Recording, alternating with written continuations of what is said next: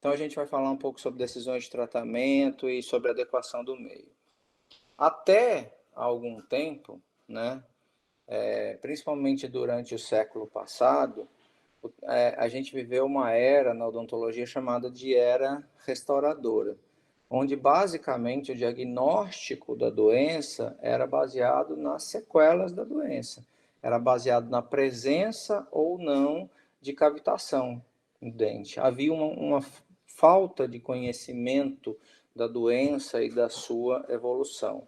Durante esse período, houve um desenvolvimento muito grande das técnicas de corte do tecido dental, houve uma evolução muito grande dos materiais restauradores.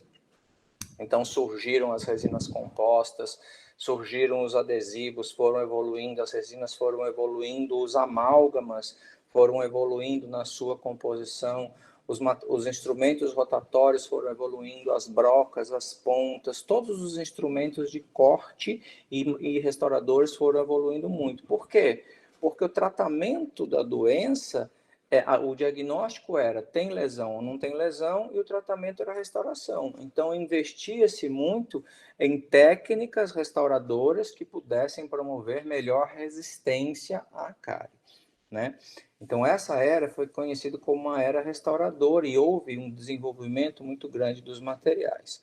Só que, com o passar do tempo, com a maior compreensão do processo de desenvolvimento da cárie e tudo mais, chegou-se, e os estudos mostraram que restaurações não curam cárie, que elas não promovem saúde. E, além disso, que essas restaurações falham de uma maneira muito mais precoce do que a gente imagina, que a maioria dos profissionais imagina. Então, tirar o tecido cariado e simplesmente colocar um material restaurador no lugar não é algo que vai prover saúde a médio e longo prazo para o paciente. Você vai apenas tratar sequelas de doença. Deixa eu mostrar esse trabalho para vocês, que é um trabalho bastante clássico, lá da década de 80, um trabalho que consta no livro da Associação Brasileira de Odontologia Preventiva, da BOPREV. Então, quando você olha esses gráficos aí, você tem basicamente duas populações.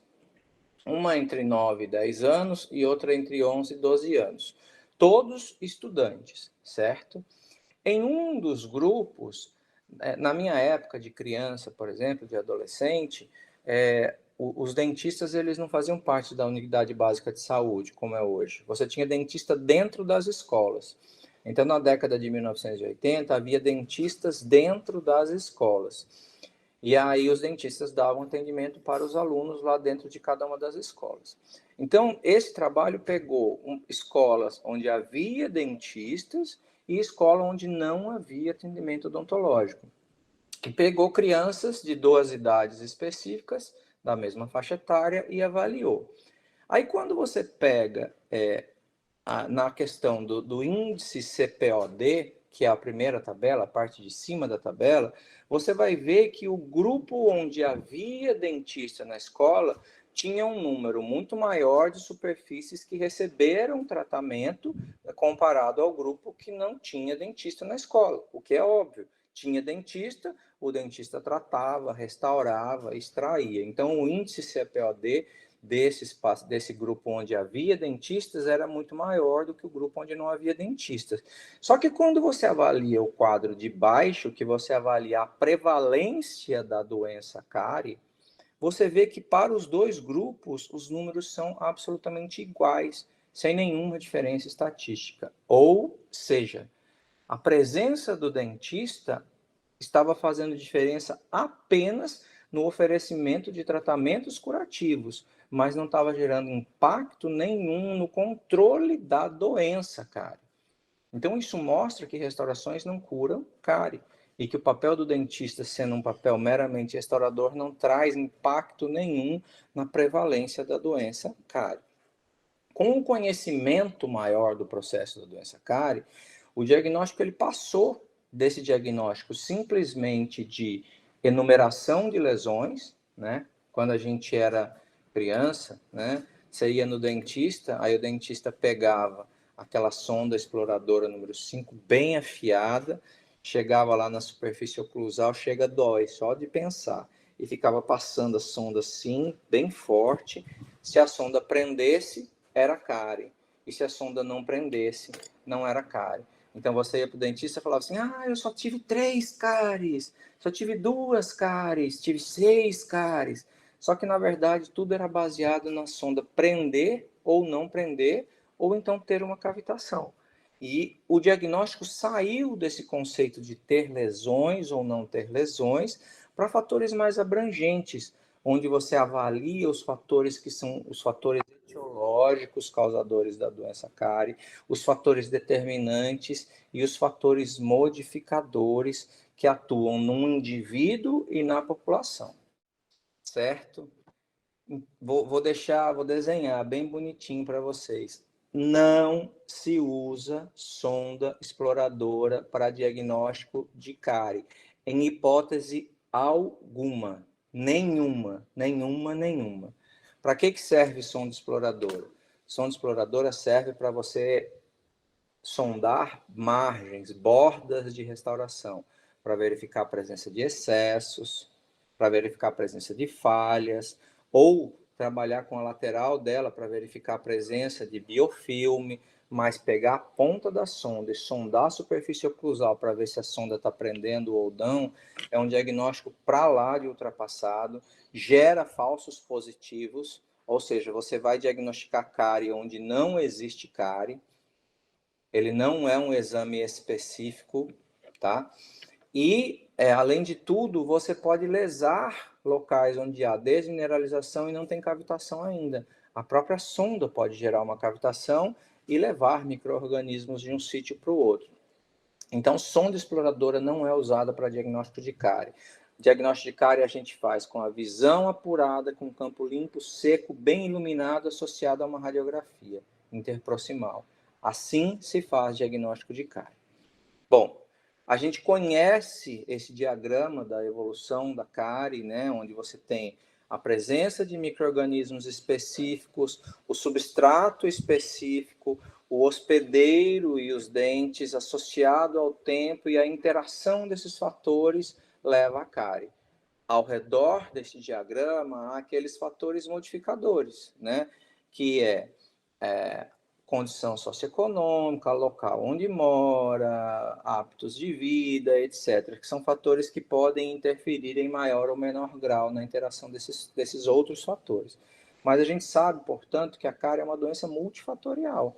Não adianta aquela cavidade que a gente encontra lá no dente, ela não veio do nada, ela veio de uma associação de fatores, e quando a gente está tratando o nosso paciente, nós precisamos atuar nestes fatores, e não apenas na sequela que surgiu pela doença cárie, tá certo? Então, hoje em dia, nós trabalhamos com um diagnóstico baseado na atividade da doença. Então, nós trabalhamos hoje baseado em atividade da doença. Você pode ter cárie na boca, mas essa cárie nós precisamos saber se ela é uma cárie em atividade e em evolução, ou se ela é uma sequela de uma cárie que já houve, mas que paralisou por uma associação de motivos. Entendeu? Então, nós não vamos simplesmente olhar para uma lesão e decidir se nós vamos restaurar baseados apenas na presença da lesão em si. Nós temos que verificar as características daquela lesão para decidirmos se é uma lesão que precisa ser restaurada ou se é uma lesão que pode ser apenas acompanhada, postergada, etc. Ok? Então, veja bem, este tipo de lesão de cárie aqui, veja, manchas brancas, lesões ativas. O que é que diz para mim, gente, que essa lesão é uma lesão ativa? Escrevam aí no chat. Por que eu posso dizer que este paciente está em atividade de cárie? O que é que me faz chegar a essa conclusão? Clinicamente falando. Exatamente isso, gente. A cárie, da maneira mais básica possível, ela é um processo de desmineralização. A desmineralização apresenta-se como característica clínica deixar o tecido opaco e esbranquiçado, fosco. Então, quando você tem a presença de lesões brancas, opacas, foscas, né, você está na presença de uma lesão ativa de cárie. Se você tem uma lesão ativa de cárie num molar que está erupcionando, lá atrás tem um capuz em cima e tem um molar erupcionando, é uma coisa, pode ser até aceitável. Agora, a presença de lesão branca, lesão ativa de cárie, em superfície lisa, livre de dente anterior, é um indicativo de que é um paciente que está em altíssimo risco e altíssima atividade de cárie. O que é completamente diferente deste paciente. Olha o aspecto. Tem cárie nesses incisivos? Aí tem, mas são cáries paralisadas, são cáries cronificadas. A cárie nesse sulco, houve um dia o início de um processo de cárie, mas isso aí está praticamente mumificado, esse sulco, né? Ele está praticamente selado por esse tecido que calcificou aí. Então, são enfoques completamente diferentes. Esses pacientes têm cárie e esses pacientes têm cárie. Mas o que nós vamos fazer do ponto de vista clínico com um ou com outro é completamente diferente. A decisão de tratamento que nós vamos tomar está baseada na atividade da doença e não na presença da cárie em si, ok? Por isso, nós temos que direcionar a anamnese que nós fazemos de forma a coletar o maior número de informações possíveis para conseguir descobrir por que é que o nosso paciente chegou na condição em que ele se encontra. Então, por exemplo, nós precisamos saber o motivo da consulta. Por que o motivo da consulta é importante? Porque o motivo da consulta muitas vezes denota para a gente a importância que esse paciente dá à sua saúde bucal.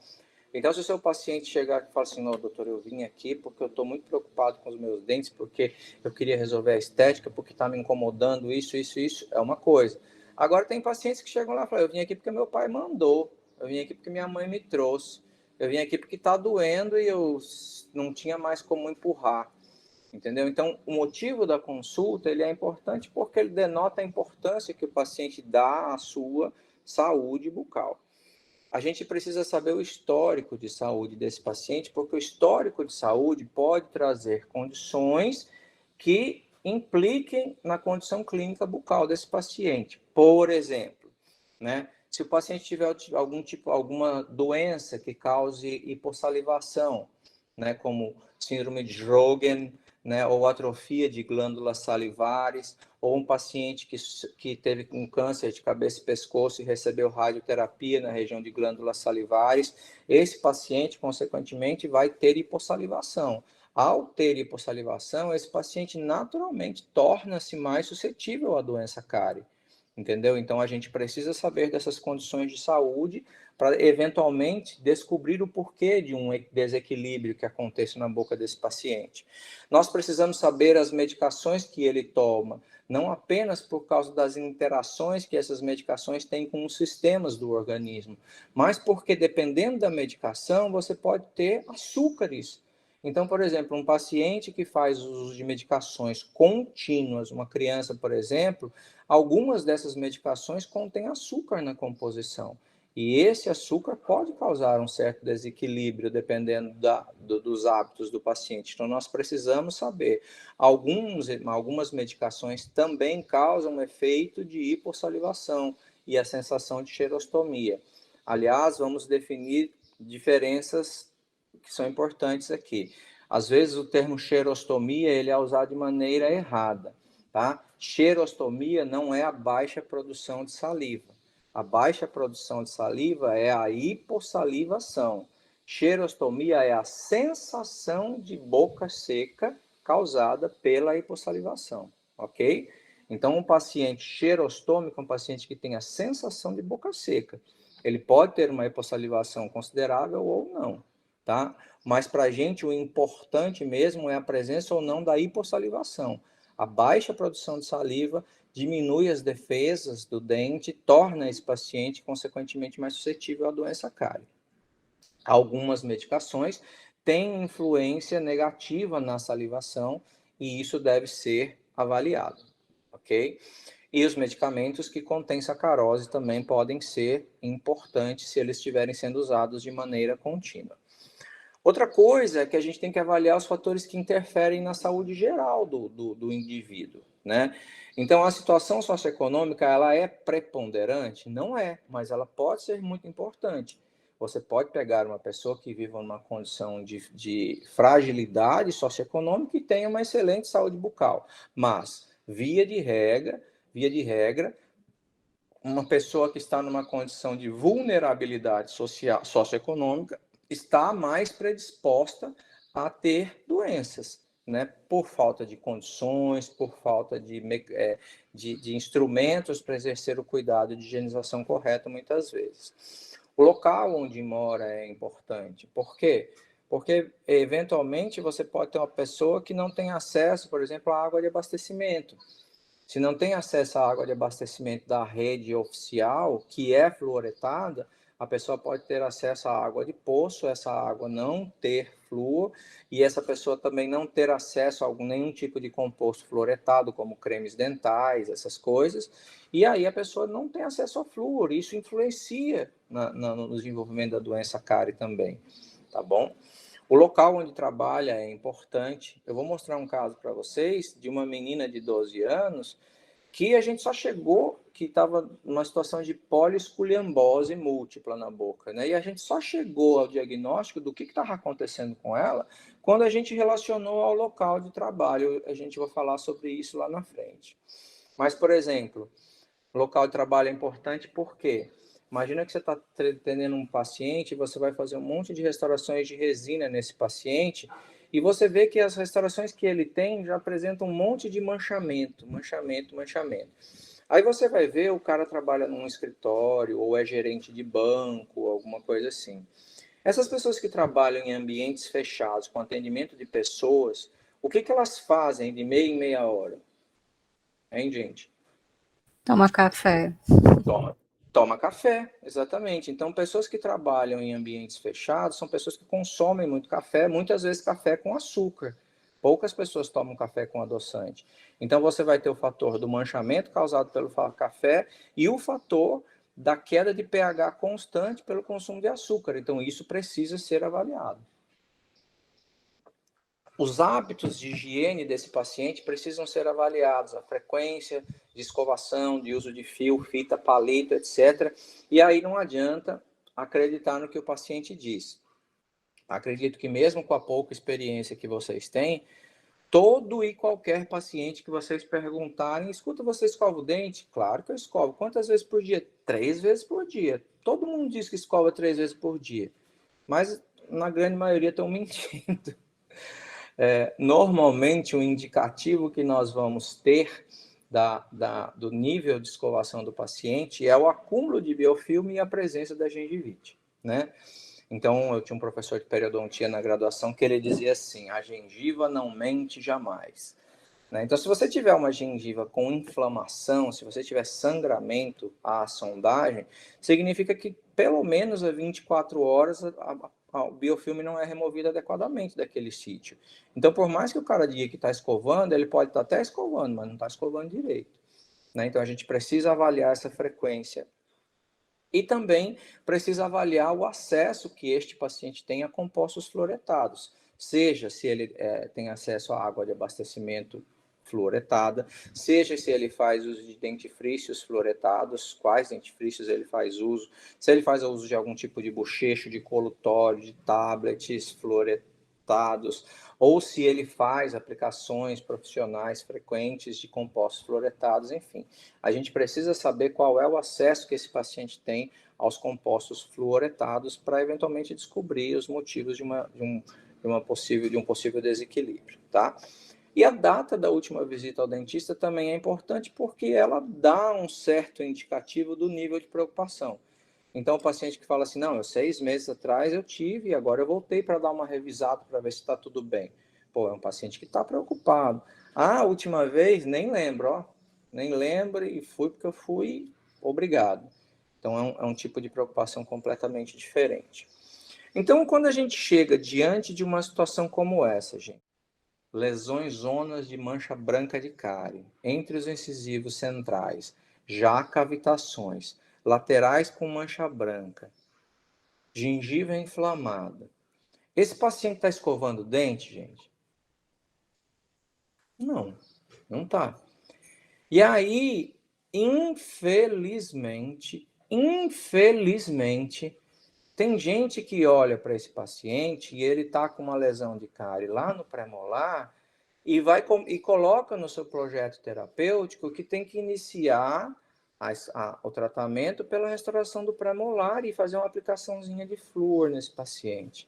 Não, gente, esse paciente está doente. É inadmissível você pegar um paciente numa condição como esta e querer partir para um processo restaurador, porque você vai estar simplesmente tapando buraco. E não vai estar ofertando nada de melhoria da condição de saúde bucal deste paciente. Então, entendam que eu quero que, para vocês, ao final dessa nossa conversa, doa ver uma situação como essa. Doa mesmo, fisicamente. Entendeu? Que seja gritante, que seja chocante. Que ao vocês olharem uma restauração de resina no 16 e o 15 com a panela de cárie, doa. Que vocês considerem um absurdo e não algo rotineiro, e não algo normal. Tá? Então, o que eu vou fazer com esse paciente? Eu vou restaurar esse paciente? Não. Eu preciso tratar a doença cárie primeiro, tirar este paciente dessa condição de atividade e evolução da doença cárie. Tenho que fazer, no mínimo, que ela esteja em regressão, para depois pensar nos procedimentos definitivos que eu vou fazer. Aí alguns de vocês podem dizer assim, professor, mas dentro da faculdade isso é inviável porque a gente perde muito tempo. Ledo, engano. A adequação do meio bucal não é uma coisa demorada de se fazer. E, na verdade, é uma coisa que faz vocês ganharem muito tempo do meio para o final do tratamento, porque vocês não vão precisar ficar repetindo tratamentos. Então, por exemplo, às vezes você pega um paciente que está lá, todo esculhambado, uma parte periodontal toda esculhambada. Aí você inicia pela raspagem, mas não motiva, não instrui, não educa, não reforça os conceitos de higiene oral com este paciente. Depois de algum tempo, você vai ter que raspar todo de novo esse paciente, porque ele vai voltar com biofilme, vai formar tártaro de novo, etc. Já, se você motivá-lo e remotivá-lo, aquilo que você faz uma vez, você dificilmente precisa repetir. Tá? Então, vamos definir atividade e risco à cárie. Por exemplo, atividade de cárie é quando você tem presença de biofilme sobre uma superfície dental. Essa presença de biofilme está causando desmineralização no esmalte, ou seja, a doença está presente e está em evolução. Isso é atividade de cárie. Tem presença de mancha branca? Está em atividade de cárie. Tem presença de cavitações com mancha branca ao redor? Está em atividade de cárie. Certo? Tem presença de recidivas de cárie? Está em atividade de cárie. Isso é atividade de cárie. Risco à cárie é a possibilidade aumentada de um indivíduo vir a desenvolver lesões de cárie num determinado período de tempo. Por exemplo, vamos supor que uma pessoa, por exemplo, eu vou dar o meu exemplo. Eu tive câncer fez 8 anos e pouco. Eu sou dentista, portanto, tenho uma condição de higiene bucal diferenciada. Não era um paciente com alto risco à cárie, por conta da minha condição de saúde e de cuidados bucais. A partir do momento que eu fiz radioterapia e passei a ter uma hipossalivação severa, eu passei a ser um paciente com um alto risco à cárie. Significa que eu estou em atividade de cárie? Não, mas significa que eu tenho um risco muito aumentado. Então, pacientes com amplas restaurações na boca, com um número muito grande, têm um risco à cárie aumentado em relação a pacientes que não têm restauração nenhuma. Mas risco não significa atividade.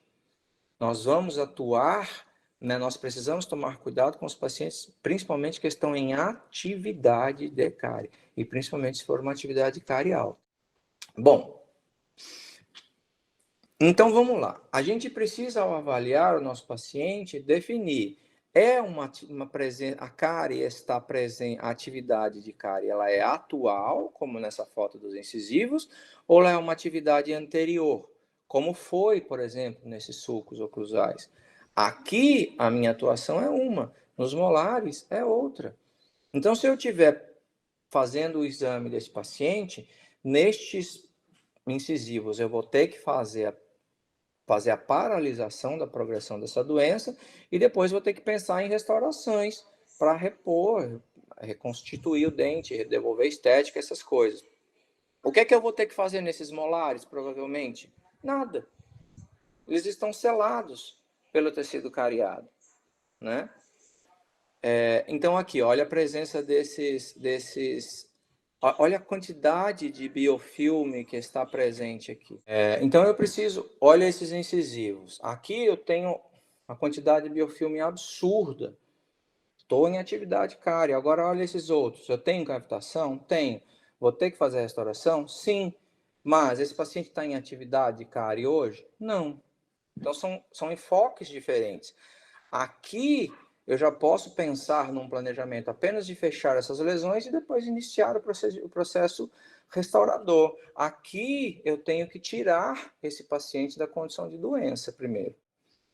Quando eu olho para este molar aqui, clinicamente, aparentemente, eu estou diante de um sulco pigmentado e esse sulco provavelmente não penetrou em dentina, paralisou por aí, então é um dente onde provavelmente eu não vou fazer nenhum tipo de intervenção restauradora. Eu considero como uma cárie paralisada ou mesmo como um sulco pigmentado.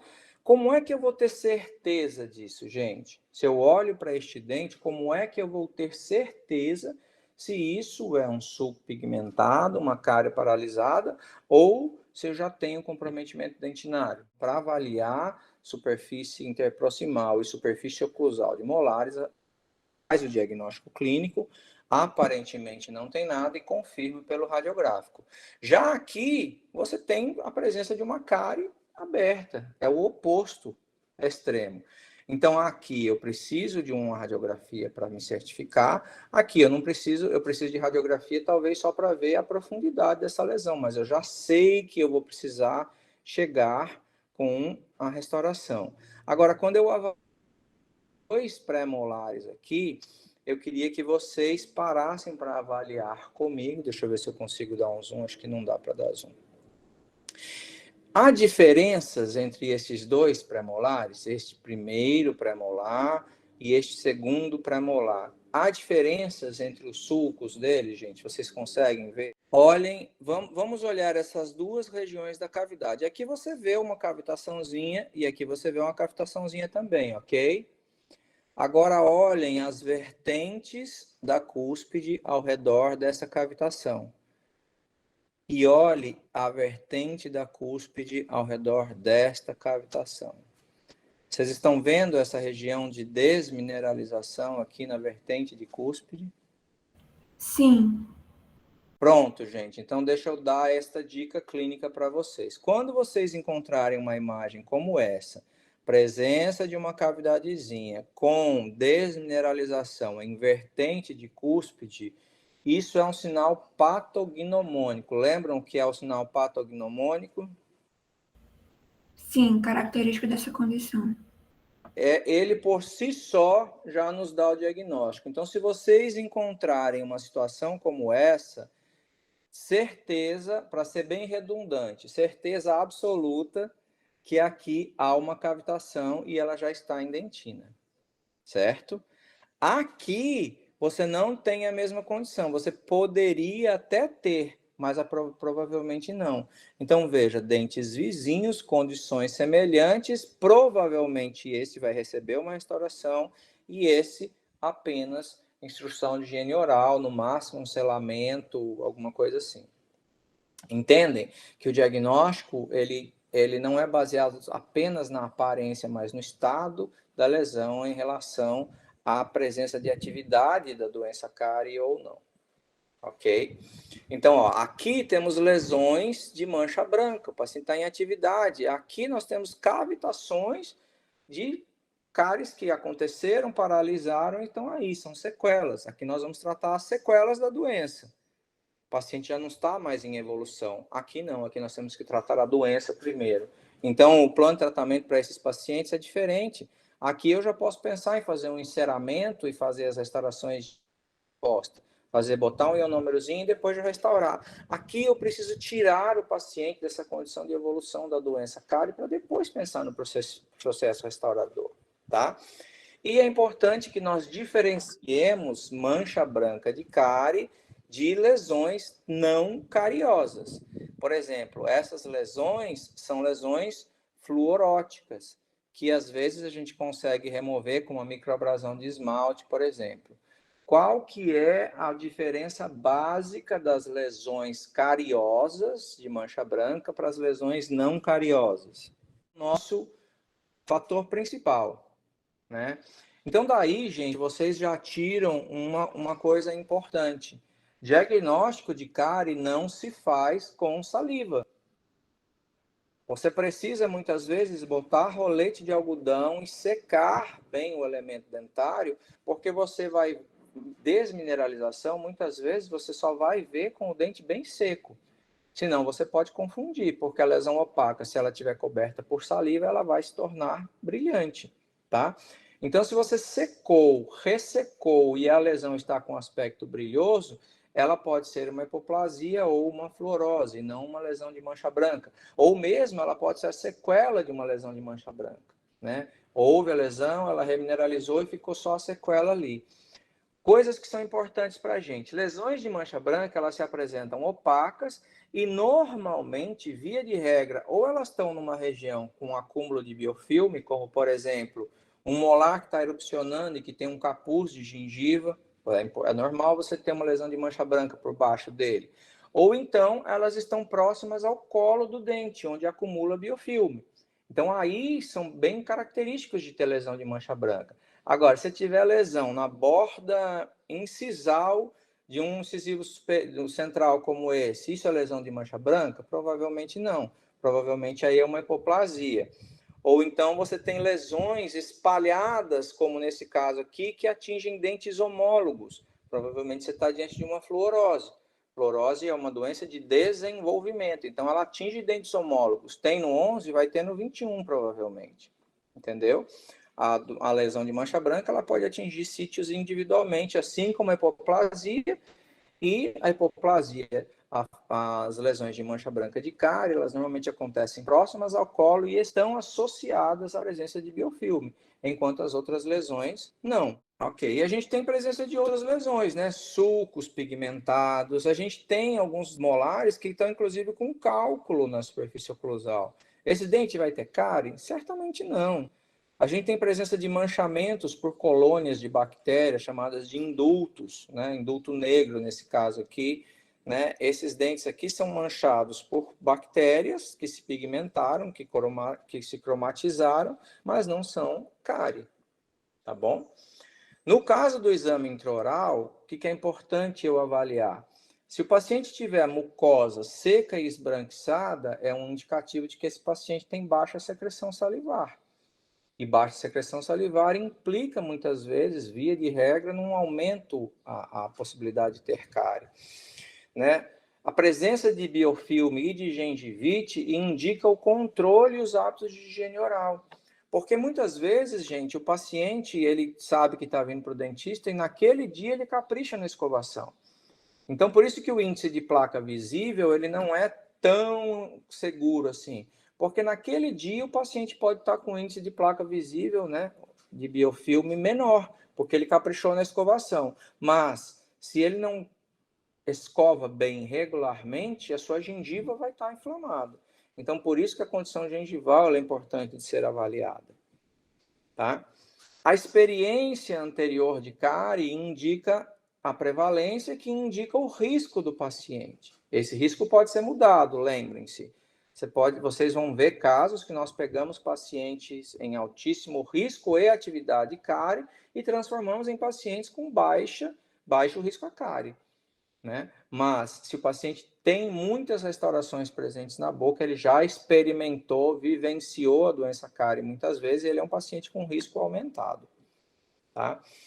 Então, para fazer esse exame das lesões de cárie, o dente tem que estar limpo, seco, o campo tem que estar bem iluminado.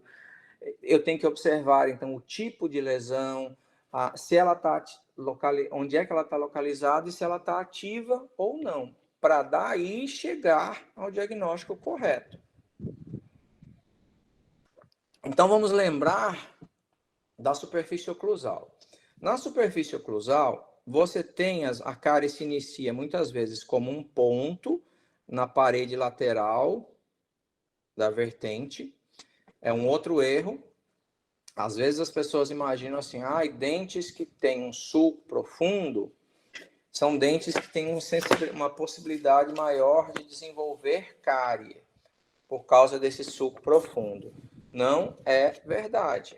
Aí a gente sabe que a cárie ela vai se evoluir como um triângulo partindo do limite amelodentinário em relação à junção amelodentinária, né, partindo do fundo do sulco em direção à junção amelodentinária, você tem um triângulo, e da junção amelodentinária em direção à polpa, você tem outro.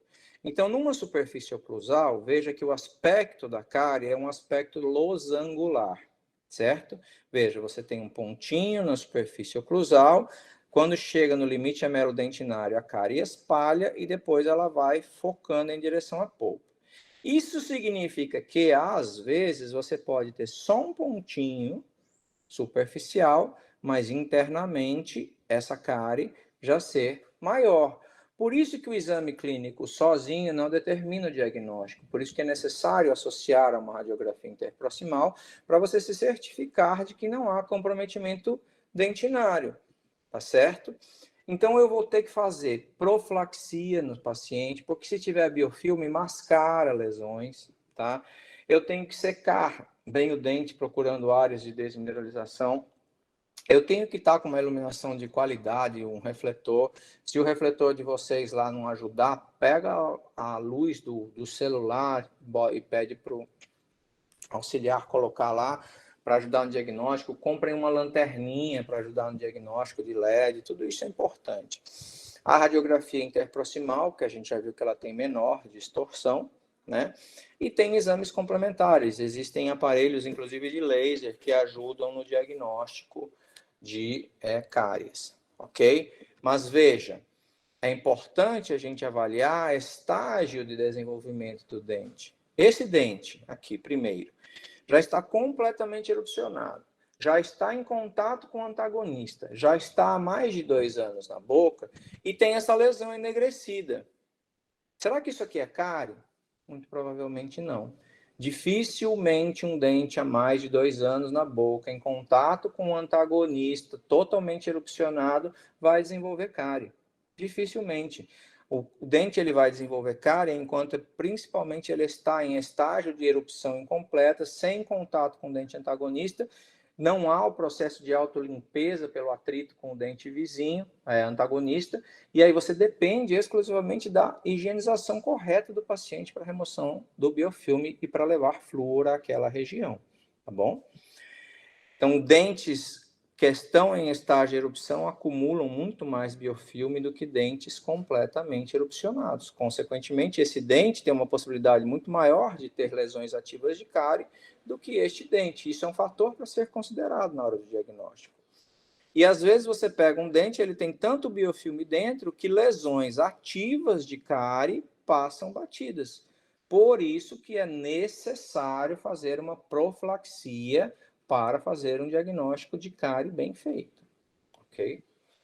E, voltando àquilo que eu disse para vocês, tá vendo aqui nessa superfície oclusal? Olha a cárie se desenvolvendo na parede do sulco e olha o fundo do sulco intacto. O fundo do sulco ainda não foi atingido pela cárie. A cárie se inicia nas paredes laterais do sulco. E aí, se você pega um dente como esse, que está num processo de desmineralização, mas não está cavitado ainda, e você vem com a sua sonda exploradora e mete a sonda exploradora lá, sabe o que é isso aqui? Isso aqui é cavitação causada por sonda exploradora em superfícies desmineralizadas. Então, você pode pegar uma superfície que ainda era passível de ser remineralizada e causar uma lesão irreversível apenas com a sonda exploradora. Então, ela não aumenta o diagnóstico e ainda pode causar iatrogenias e levar a falsos positivos. Risquem a sonda exploradora como meio de diagnóstico de superfícies oclusais da vida de vocês, para sempre. Nas regiões interproximais, a cárie já tem um desenvolvimento diferente. Lembra que na oclusal eram 2 triângulos superpostos pela base, então formavam um losango. E na proximal são dois triângulos superpostos, ápice contra a base. Então, você tem um triângulo que se desenvolve do esmalte em direção ao limite amelodentinário e, após o limite amelodentinário, um outro triângulo que vai em direção à polpa. Isso é importante na hora de nós avaliarmos as nossas radiografias interproximais para chegarmos à conclusão se aquela lesão que nós estamos vendo, ela está cavitada ou não está cavitada. Então, basicamente, quando eu avalio uma radiografia interproximal, se eu avalio que a radiotransparência ou a radiolucidez está só em esmalte, é certeza que aquela lesão não está cavitada, porque ela só cavitaria quando ela estivesse mais profunda. Se ela já passou da metade da dentina, aquela radiolucidez, é certeza que aquela lesão já está cavitada. E a dúvida está no meio, quando você tem uma radiolucidez, uma radiotransparência, bem no limite amelodentinário. Parte dessas lesões pode estar cavitada, parte não. E é por isso que daí, nesses casos, a gente tem que ou preservar, ou lançar mão de afastamento dental, para a gente ver e ter acesso direto, visual, à lesão.